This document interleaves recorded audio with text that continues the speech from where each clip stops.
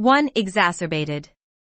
मर्ज में शिद्दत पैदा करना, बढ़ाना, इजाफा करना, मुश्तइल करना, गुस्सा भड़काना. To make something that is already bad even worse. 2. Disarray, noun and verb. बेतरतीबी, अबतरी, नीम उरिया, शब खाबी का लिबास, बेतरतीब लिबास, बदनज़मी पैदा करना, बेतरतीबी पैदा करना, अबतर करना, बेलिबास करना. A state of disorganization or untidiness. Example, her gray hair was in disarray. 3. Viable, adjective. वो चीज़ जो मुमकिन हो, काबिल अमल, काबिल तामील. Capable of working successfully, feasible. 4. Sovereignty, noun. इक़्तिदार, हुकूमत, राज. Supreme power or authority. 5. Unrestrained, adjective. खुला हुआ, बेकाबू. Not restrained or restricted. 6. Deleterious, adjective.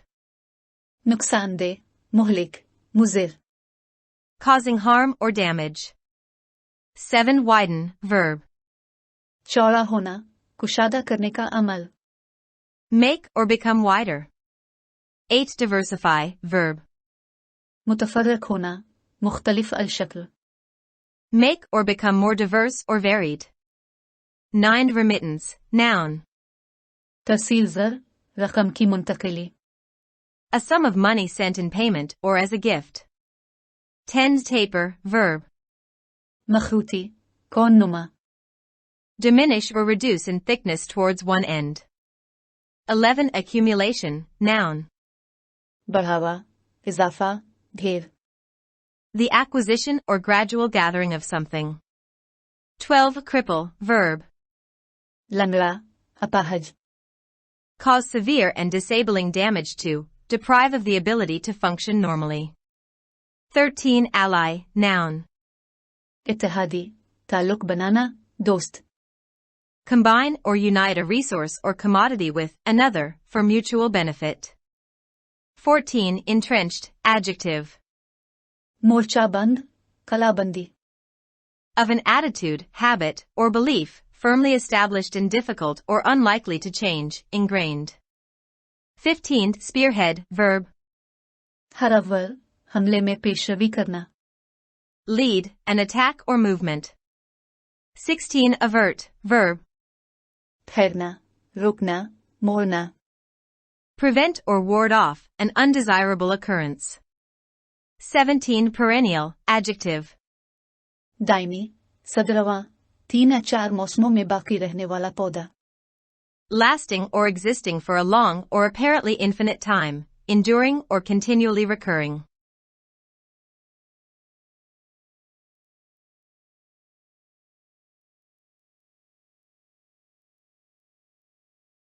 Failure of economic governance.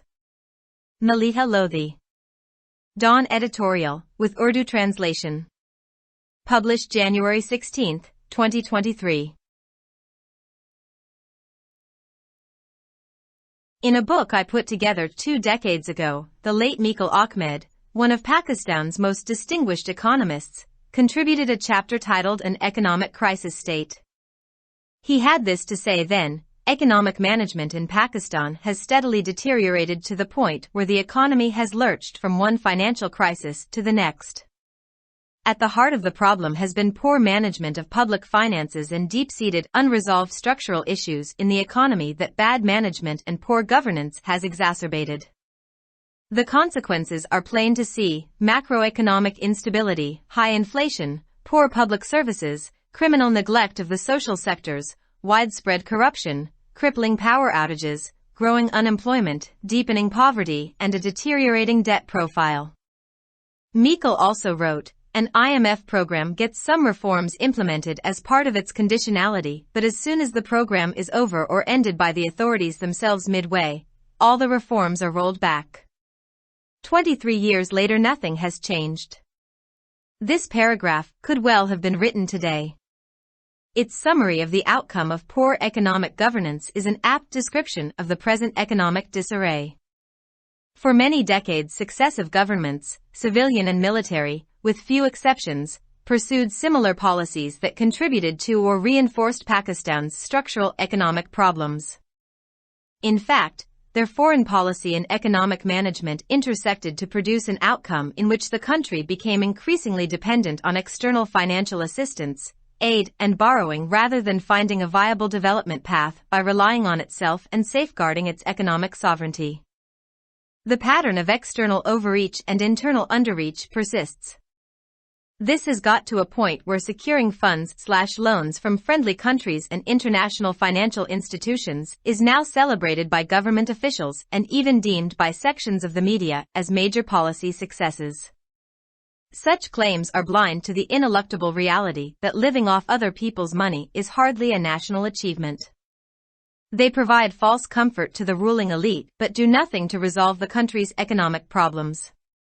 The source of the country's recurring economic crises is of course its fiscal deficit, a measure of governments constantly living beyond their means, unwilling to raise domestic resources and engaging in unrestrained spending. The fiscal deficit has been the source of persistent macroeconomic instability, high inflation, and balance of payments crises. Over the decades, the twin deficits of the budget and balance of payments were managed by dysfunctional economic policies. Significantly, the country's external alignments fed into and facilitated this. Living off other people's money is hardly a national achievement. In earlier decades, Pakistan's Cold War alliance with the West offered policymakers the means to finance deficits with soft loans. Successive governments, dominated by rural and urban elites, therefore found the way to avoid reforms, raise sufficient revenue or tax themselves or their support base. Dependence on external resources to finance both development and consumption was thus both encouraged and enabled by the availability of concessional assistance as a consequence of the country's foreign alignments. Cold War assistance accompanied Pakistan's close alliance with the U.S., then cemented by military pacts. Then in the 1980s, Western aid flowed as a strategic payback for Pakistan's pivotal role in resisting and rolling back the Soviet occupation of Afghanistan. 9/11 again turned Pakistan into a frontline state and increased its strategic importance for Washington, which mobilized international efforts to provide financial resources and IMF financing for budgetary support as well as debt restructuring to ease Islamabad's economic problems. The result was aid-fueled economic growth during much of the period of Gen Ziaul-Haq's and President Pervez Musharraf's governments, which created an illusion of economic progress. Borrowed growth may not have had such deleterious consequences if the fiscal space it provided was used to launch reforms to address Pakistan's underlying structural problems, widen the tax base, document the economy, diversify exports, and boost savings to finance an investment level to sustain an economic growth rate higher than the rise in population. But this did not happen. The availability of external financial resources along with high remittance inflows from overseas Pakistanis simply enabled the country's economic managers to postpone reforms, ignore the structural problems of the economy, and pursue dysfunctional policies. Moreover, once concessional financing began to taper off, it was replaced by expensive foreign and domestic borrowing.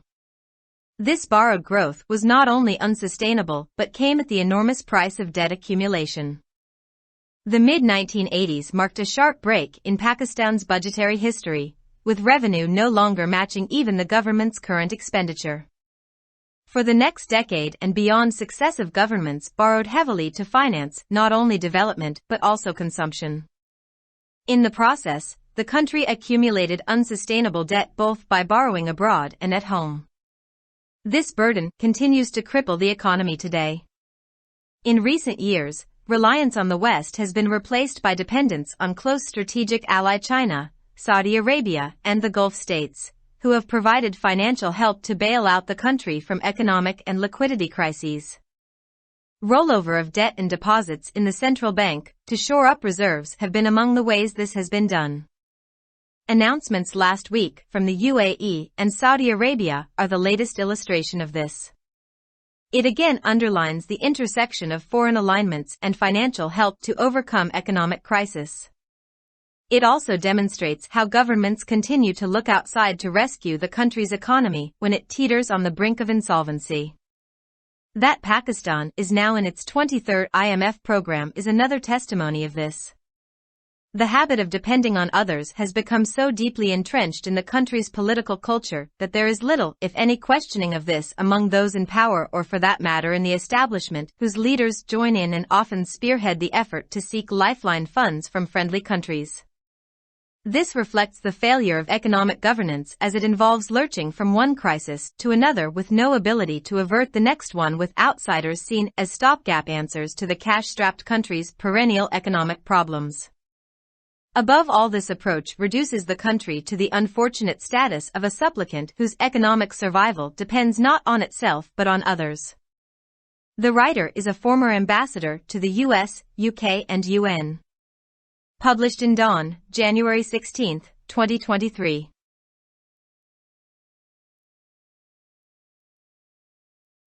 Subscribe our channel. Dawn Vocabulary.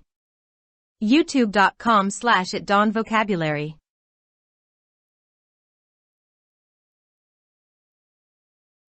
मैंने 2 दहाई कबल एक किताब जमा की थी जिसमें पाकिस्तान के मुमताज़ तरीन माहिर मुआशियात मीकल अहमद मरहूम ने एक माशी बहरान की रियासत के उन्वान से एक बाब लिखा था। उनका कहना था कि पाकिस्तान में माशी नज़्म व नसक मुसलसल इस हद तक ख़राब हो चुका है कि मईशत एक माली बहरान से दूसरे माली बहरान की तरफ जा चुकी है। इस मसले के मरकज़ में पब्लिक फिनांस का नाकिस इंतज़ाम और मईशत में गहरे हल तलब ढांचा जाती मसाइल हैं जिनको ख़राब इंतज़ाम और नाकिस गवर्नेंस ने मज़ीद बढ़ा दिया है। इसके नताइज वाज़ेह हैं: मैक्रो इकोनॉमिक अदम इस्तेहकाम, आला अफरात ज़र, नाकिस अवामी खिदमात, समाजी शुबों की मुजरमाना गफलत, वसी पैमाने पर बदनवानी, बिजली की शदीद बंदिश, बढ़ती हुई बेरोज़गारी, बढ़ती हुई गुर्बत और कर्ज़ों की बिगड़ती हुई प्रोफाइल। मीकल ने यह भी लिखा कि IMF प्रोग्राम अपनी शराइत के तहत कुछ इस्लाहात पर अमल दरामद करवाता है, लेकिन जैसे ही यह प्रोग्राम ख़त्म हो जाता है हुक्काम खुद ही ख़त्म कर देते हैं, तमाम इस्लाहात वापस ले ली जाती है। 23 साल बाद भी कुछ नहीं बदला। ये पैराग्राफ आज भी लिखा जा सकता था। नाकिस माशी गवर्नेंस के नताइज का खुलासा मौजूदा माशी इंतशार की मुनासिब वजाहत है। कई दहाइयों तक सिविलियन और फौजी हुकूमतों ने चंद मुस्तस्नियात को छोड़कर इसी तरह की पॉलिसियों पर अमल किया जिसने पाकिस्तान के साख्ती माशी मसाइल में किरदार अदा किया, तक़वियत बख्शी। दर हकीकत उनकी खारजा पॉलिसी और इक़्तिसादी इंतज़ाम एक ऐसे नताइज पैदा करने के लिए एक दूसरे से जुड़े हुए थे जिसमें मुल्क खुद पर इन्हिसार करने और अपनी माशी खुद मुख्तारी की हिफाजत करते हुए एक काबिल अमल तरक्याती रास्ता तलाश करने के बजाय बैरूनी माली इमदाद और कर्ज़ों पर ज़्यादा से ज़्यादा इन्हिसार करने लगा। बैरूनी हद से तजावुज़ और दाखिली अदम रसाई का नमूना बरकरार है। ये इस मकाम पर पहुंच गया है जहां दोस्त ममालिक और बैन अल-अक़वामी मालियाती इदारों से फंड्स/कर्ज़ों के हुसूल को अब सरकारी ओहदेदारों की तरफ से मनाया जाता है और यहाँ तक कि मीडिया के कुछ हिस्से इसे बड़ी पॉलिसी कामयाबियों के तौर पर भी देखते हैं। इस तरह के दावे इस नाकाबिल फरामोश हकीकत से अंधे हैं कि दूसरों के पैसे से गुजारा करना शायद ही कोई कौमी कामयाबी है। वो हुक्मरान अशराफिया को झूठी राहत तो देते हैं लेकिन मुल्क के माशी मसाइल को हल करने के लिए कुछ नहीं करते। मुल्क के बार बार पैदा होने वाले माशी बहरानों का मंबा यकीनन इसका माली खसारा है जिसमें हुकूमतें मुसलसल अपने वसाइल से बाहर जिंदगी बसर कर रही हैं, मुल्की वसाइल को बढ़ाने के लिए तैयार नहीं हैं और बेलगाम अखराजात में मशगूल हैं। मालियाती खसारा मुसलसल मैक्रो इकोनॉमिक अदम इस्तेहकाम, आला अफरात ज़र और अदायगियों के तवाज़ुन के बहरान का ज़रिया रहा है। गुज़िश्ता कई दहाइयों में बजट के दोहरे खसारे और अदायगियों के तवाज़ुन को गैर फ़ाल माशी पॉलिसियों के ज़रिए संभाला गया। अहम बात यह है कि मुल्क की बैरूनी सफ़बंदियों ने इसमें इजाफ़ा किया और इसमें सहूलत फराहम की। दूसरों के पैसे से गुजारा करना शायद ही कोई कौमी कामयाबी है। इब्तदाई दहाइयों में मगरिब के साथ पाकिस्तान के सर्द जंग के इत्तेहाद ने पॉलिसी साजों को नरम कर्जों के जरिए खसारे को पूरा करने के जराए फराहम किए। इसलिए देही और शहरी अशराफिया के ज़ेर असर आने वाली हुकूमतों ने इस्लाहात से बचने खातिर खा रेवेन्यू जमा करने या खुद टैक्स लगाने या अपनी हिमायत की बुनियाद पर टैक्स लगाने का रास्ता तलाश किया। इस तरह तरक्की और खपत दोनों की माली आनत के लिए बैरूनी वसाइल पर इन्हिसार की हौसला अफजाई की गई और मुख्य गैर मुल्की सफ़बंदियों के नतीजे में रियायती इमदाद की दस्तयाबी दोनों को मुमकिन बनाया गया। सर्द जंग में पाकिस्तान के अमरीका के साथ करीबी इतिहाद के साथ सर्द जंग की इमदाद भी शामिल थी, जिसे फिर फौजी मुआहदों के जरिए मजबूत किया गया। फिर 1980 की दहाई में मगरबी इमदाद अफगानिस्तान पर सोवियत कब्जे की मुज़ाहमत और इसे वापस लेने में पाकिस्तान के कलीदी किरदार की तस्वीराती अदायगी के तौर पर फराहम की गई। 9/11 ने एक बार फिर पाकिस्तान को फ्रंट लाइन स्टेट में तब्दील कर दिया और वाशिंगटन के लिए इसकी स्ट्रेटेजिक अहमियत में इजाफा किया, जिसने इस्लामाबाद के माशी मसाइल को कम करने के लिए माली वसाइल और IMF फिनांसिंग फराहम करने के साथ साथ कर्जों की तंजीम नो के लिए बैन अल-अक़वामी कोशिशों को मुतहर्रिक किया। इसका नतीजा जनरल ज़िया-उल हक और सदर परवेज़ मुशर्रफ की हुकूमतों के ज़्यादातर दौर में माशी तरक्की में मदद की वजह से हुआ, जिसने माशी तरक्की का वहम पैदा किया।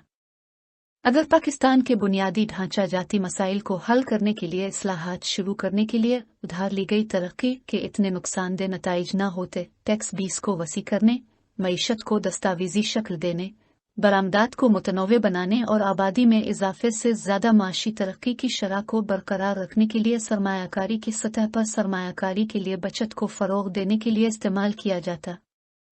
लेकिन ऐसा नहीं हुआ। बैरूनी माली वसाइल की दस्तयाबी और बैरून मुल्क मुकीम पाकिस्तानियों की जानिब से तरसीलात ज़र की बड़ी आमद ने मुल्क के माशी मैनेजर्स को इस्लाहात को मुअख्खर करने, मईशत के साख्ती मसाइल को नज़रअंदाज करने और नाकारा पॉलिसियों पर अमल पैरा होने के काबिल बना दिया। मज़ीद बरा, जब रियायती फिनांसिंग में कमी आना शुरू हुई, तो उसकी जगह महंगे गैर मुल्की और मुल्की कर्जों ने ले ली। ये उधार तरक्की न सिर्फ नाकाबिल बर्दाश्त थी, बल्कि कर्ज जमा करने की भारी कीमत पर आई थी। 1980 की दहाई के वस्त में पाकिस्तान की बजट की तारीख में एक ज़बरदस्त वक्फा देखने में आया, जहां आमदनी अब हुकूमत के मौजूदा अखराजात से भी मुताबिकत नहीं रखती थी। अगली दहाई और उसके बाद हुकूमतों ने न सिर्फ तरक्की बल्कि खपत के लिए भी भारी कर्जे लिए। इस अमल में मुल्क ने बैरून मुल्क और अंदरून मुल्क कर्जे लेकर नाकाबिल बर्दाश्त कर्जे जमा किए। ये बोझ आज भी मईशत को मफलूज कर रहा है। हालिया बरसों में मगरिब पर इन्हिसार की जगह करीबी स्ट्रेटेजिक इत्तेहादी चीन, सऊदी अरब और खलीजी रियासतों पर इन्हिसार ने ले ली है, जिन्होंने मुल्क को माशी और लिक्विडिटी बहरान से निकालने के लिए माली मदद फराहम की है। रिजर्व को बढ़ाने के लिए मरकजी बैंक में कर्जों और डिपॉजिट्स का रूल ओवर इन तरीकों में शामिल है। गुज़िश्ता हफ्ते मुत्तहिदा अरब अमारात और सऊदी अरब की जानिब से किए जाने वाले ऐलानात इसकी ताज़ा तरीन मिसाल हैं। ये एक बार फिर माशी बहरान पर काबू पाने के लिए गैर मुल्की सफ़बंदियों और माली मदद के चौराहे की निशानदेही करता है। इससे ये भी जाहिर होता है कि जब मुल्क दिवालिया होने के दहाने पर है, तो हुकूमतें किस तरह मुल्क की मईशत को बचाने के लिए बाहर की तरफ देखती रहती हैं। पाकिस्तान का IMF के 23 प्रोग्राम में शामिल होना इस बात का एक और सबूत है। दूसरों पर इन्हिसार करने की आदत मुल्क के सियासी कल्चर में इतनी गहरी हो चुकी है कि इक़्तिदार में बैठे लोगों इस मामले में एस्टेब्लिशमेंट में इस बारे में कोई सवाल नहीं उठाया जाता है, जिनके रहनुमा दोस्त ममालिक से लाइफ लाइन फंड्स हासिल करने की कोशिशों में शामिल होते हैं और अक्सर उसकी क़ियादत करते हैं। यह माशी गवर्नेंस की नाकामी की अक्कासी करता है, क्योंकि इसमें एक बहरान से दूसरे बहरान की तरफ बढ़ना शामिल है, जिसमें अगले बहरान को टालने की सलाहियत नहीं है, और बैरूनी लोगों को नकदी के बहरान से दो चार मुल्क के दायमी माशी मसाइल के स्टॉप गैप जवाब के तौर पर देखा जाता है। सबसे बढ़कर ये नुक्ता नज़र मुल्क को एक ऐसे दुआगार की बदकिस्मत हैसियत तक पहुंचा देता है, जिसकी माशी बका का इन्हिसार खुद पर नहीं बल्कि दूसरों पर है।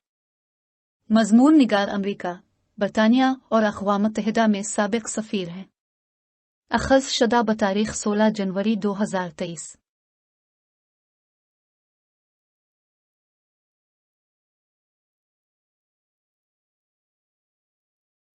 For more videos, subscribe our channel. Dawn Vocabulary. YouTube.com/@dawnvocabulary. Like, subscribe, share and comments.